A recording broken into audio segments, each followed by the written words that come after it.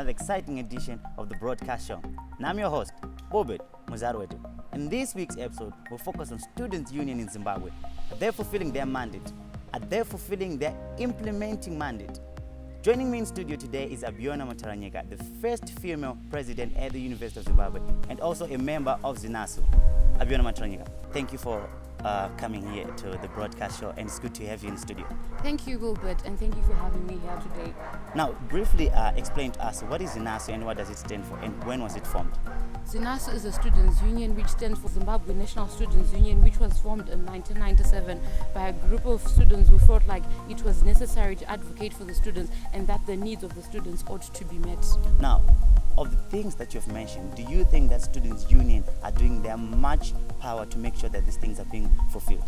Oh yes, definitely. I've seen students getting arrested for advocating for their rights. I've seen some students go on top of the world and making news because they are trying their best to cater for the students' needs and make sure that students' issues are articulated perfectly. What are some of the most pressing challenges and issues that you think that Students' Union should be focusing on prior to this COVID-19 period and those other things that are affecting Zimbabwe economically and also socially? In my point of view, I've seen COVID-19 pandemic as one of the big reasons why students' rights are being suppressed, and I feel like Students' Union ought to be very strategic about it and look for other means, because at this point we cannot invite the students to gather so that we address these issues, but how about we come with other roles to make sure that these needs are catered for. For example, we have had fees hikes, we have had prices of things in these institutions go high every day, and how best can we address these issues? We need to look for other means like engaging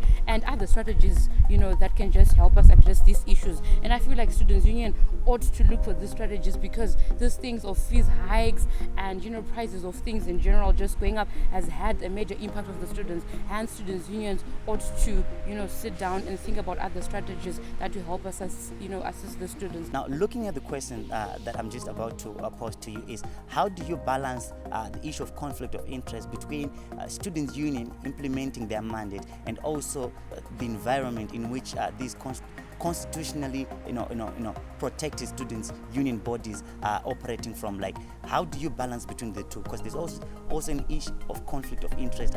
I mean, you raised the issue of some other youth being arrested at some point in time trying to implement these things. How do you balance the two at the University of Zimbabwe or in other tertiary institutions in Zimbabwe? Oh well, yes, like I've said before, we've seen student leaders being arrested, and because of according to the method of advocacy.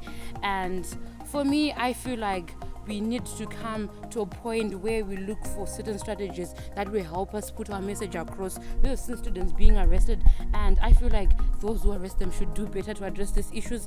And in order for us to deal with this conflict, we need to get to a point where we have certain strategies that we use to address students' issues and help us understand with those in authority that are supposed to address these issues, and come together as Students' Union and think of best strategies that are of good interest to the students. Now, that is a very immaculate point where the country has to prevail by the rule of law. So when you're articulating and aggregating interests of students, it has to be within the parameters and confinements of the law, so that it does not affect anybody, because at the end of the day it all comes to cascade down to the interest of students being met. So do you think as Students' Union you've got a role to play in national politics in Zimbabwe? Oh yes, definitely.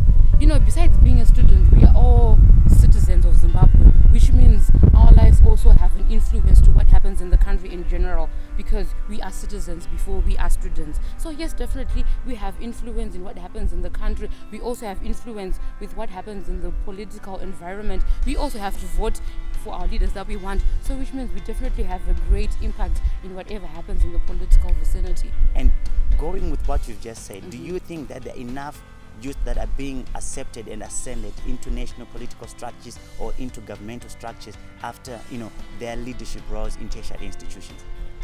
I don't think so.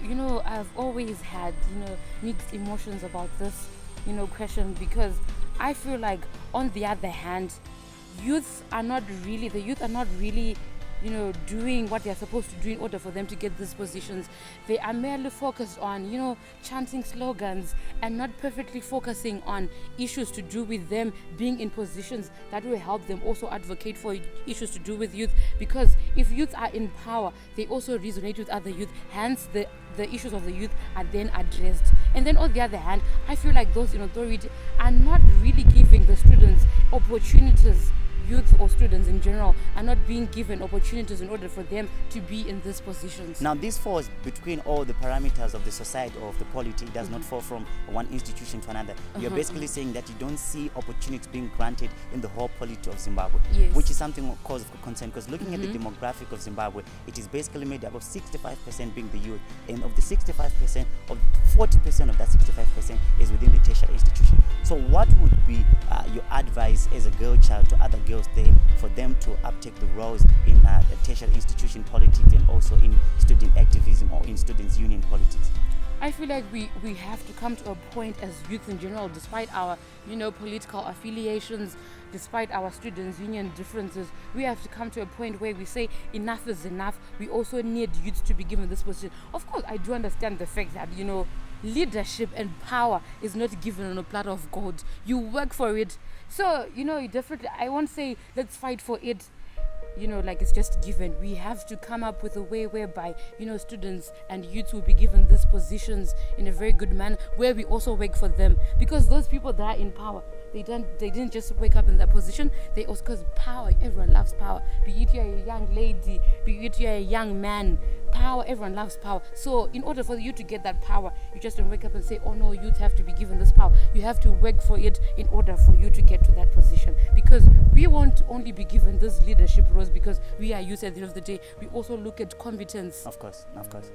We also look at the enthusiasm that you have for this position. I myself, for example, an SRC position is something that you can get, but you just don't wake up as an SRC president. You work for it. I remember, you see me dressed like this with this long hair and whatnot. When I wanted to become an SRC president, I had to put this aside. I had to remove all the nails because I wanted to be in that position. There is a particular perception about populism and about the elitist, which young people do not feel well and do not relate to well. That when you are from the elitist environment, in tertiary institution where they've got average type of backgrounds, they don't resonate that very much. So I think that is one much of a very important point that you've just given us. Thank you, Abiona, for having this wonderful chat with us. It was a pleasure having you at the broadcast show. We hope that your message, which you just put across, will be welcomed, listened to, and put into effect. Thank you so much for joining us. Thank you, Wilbert, and you're welcome. That was Abiona Mataranyika joining us today at the broadcast show. The role of Students' Union in Zimbabwe in aggregating, articulating, and mobilizing students so that they can be better in terms of what they bring to national development in Zimbabwe. Now, that was some inspirational input from Abiona Mataranyika. Thank you for watching the broadcast show. Now, don't forget to follow us on our Facebook page, Wilbert Mzaruetu, the broadcast show, and our Instagram and our Twitter pages and YouTube. Don't forget to subscribe, like, and share. Your feedback means so much to us. Thank you for watching the broadcast show. See you next time.